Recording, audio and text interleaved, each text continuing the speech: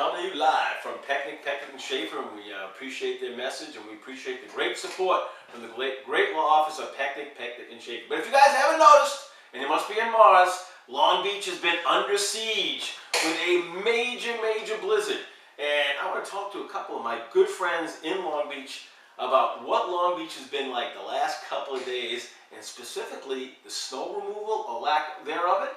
So let's welcome in Steve Kenner. And Steve, what's your opinion of Long Beach under siege, and what's it been like being here in Long Beach the last 48 to 72 hours as we've been pummeled? Well, certainly from the West End point of view, if you look outside, the roads are, well, pretty much the way they were for the last couple of days. Beach Street is semi-plowed, I guess, and East Park is also kind of plowed, but pretty much none of the side streets are, if there was any snow removal. There are a couple paths that are cut on the sidewalks. Most of them aren't shoveled or blown out or anything like that. So you just kind of have to work your way. I mean, just when we were on the way in, somebody was spinning their wheels trying to get down a side street, and it did look like it was doing too much. So yeah, I mean, it's a little disappointing that more wasn't done. I know that it costs money, and the city has made some cutbacks on that. But this is something that's important because no one can pretty much get out. So it's a little underwhelming. Tracy, down near Lido, what's it been like? This is in California. How has it been for you with all this snow on in the Long Beach area near Lido? Well, I mean, I grew up in New York, and I've been through snowstorms before. Down that end, like Steve said, the snow removal has been less than stellar. I can take a positive from it because when I was out shoveling yesterday, I met a lot of my neighbors that I had never seen before, and we were all joking around, and so I guess if there's any positive I can take is that, when you spend 8 hours shoveling your car out from under an 8-foot mound of snow, you get to know people in the area, and, the kids down the block came up to me with a snowblower, and they said, hey, you want us to dig out, I was almost done at this point, but they said, hey, you want us to dig out your car? I said, how much? They said, $20 a car. I said, next snowstorm, come and find me first, I'll give you 40 to get me out. So, it's rough. There's a lot of, like Steve said, a lot of sidewalks aren't, people just haven't bothered shoveling at all. We're walking in the street, and Howie picked me up this evening. I actually had to walk around the corner in the middle of the street and kind of step to the side to allow traffic to go by. One thing that I've been disappointed in is I keep stopping to help people who are stranded, with their cars are getting stuck, and there are people who are like honking for us to get out of the way, and it's like, we'll get out of the way a lot faster if you get out of your car and help us too. It just makes good sense, and it's, Long Beach is a wonderful community, and I think we all need to remember that, as frustrated as we all are with this snow, everybody's going through the same thing, and I'm doing what I can to lend a hand to those people who are stranded. Check on your elderly neighbors. I did that yesterday. It's very important. There are, small children, elderly out there. They need food, they need assistance, and I hope that everybody comes together in this crisis and does the right thing. Steve, we've been hit hard. You've been in Long Beach for many years. How would you describe, forget about the storm last case, what's life like in Long Beach in the wintertime?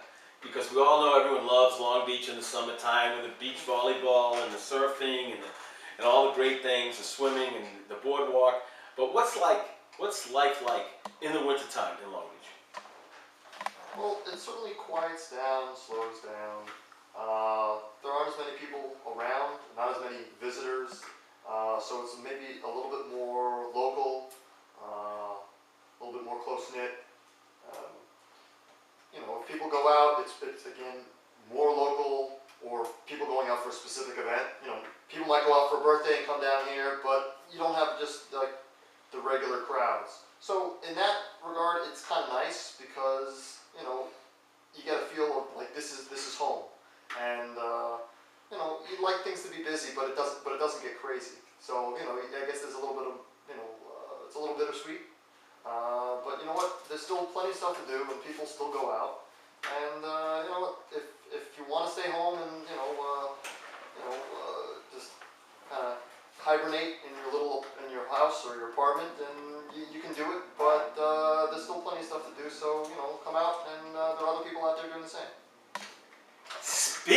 of things to do, one of the most fun things to do in Long Beach in the winter is hockey at the rec center. And Monday, February 3rd, I have a date with Tracy. January 3rd. January 3rd.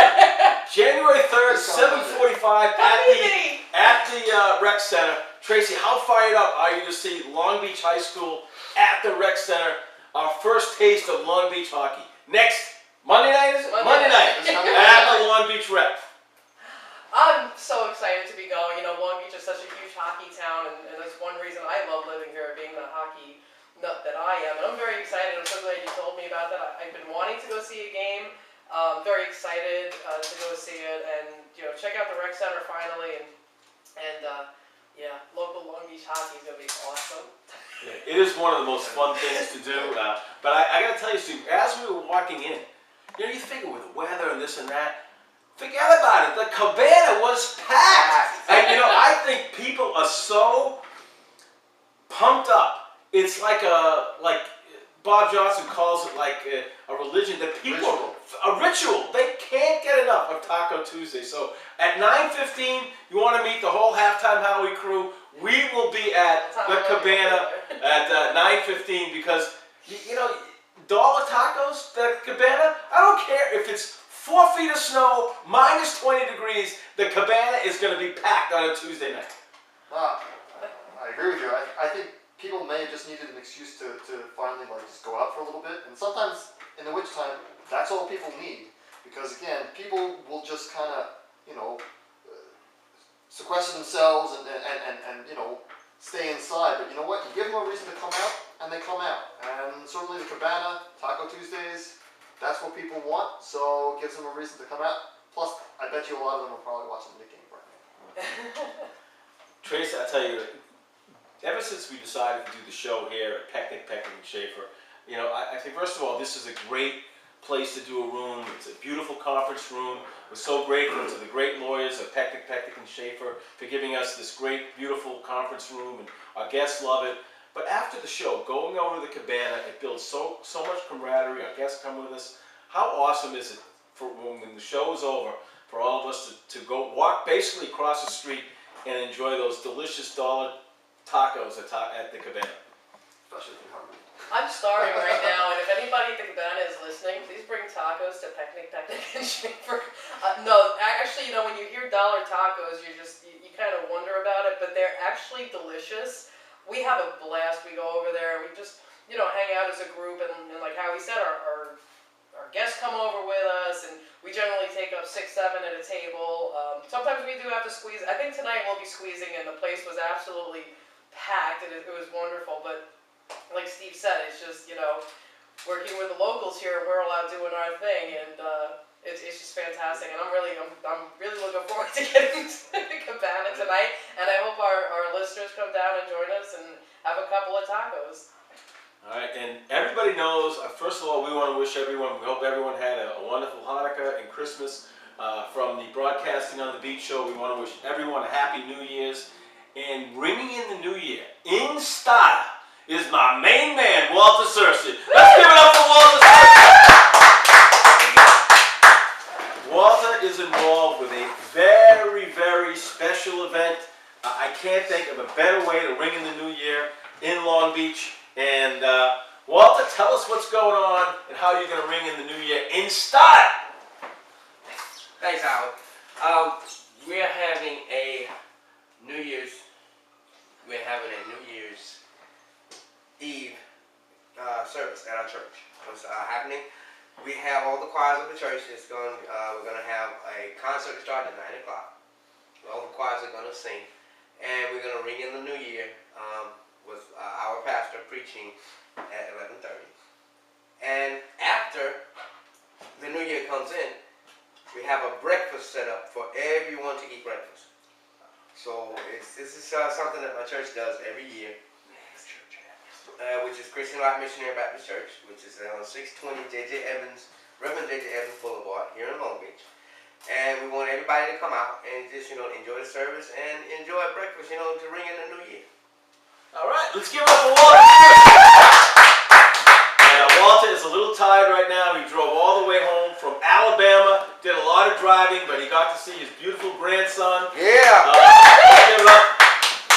And right now, we're going to take a break. We hope you're enjoying the show. Next week, we're going back to the East End, to Just Swinging for the big fundraiser. Right now, we're going to take a break. Walter Cersei's in the house. Steve Cameron's in the house. Right. Tracy, the Long Beach Lady Hockey. I am Halftime Howie. This is Broadcasting on the Beach, coming to you live from the prestigious offices of Pechnick and Schaefer, 1005 West Beach Street in Long Beach, on the only station in the nation for live Long Beach radio, WG.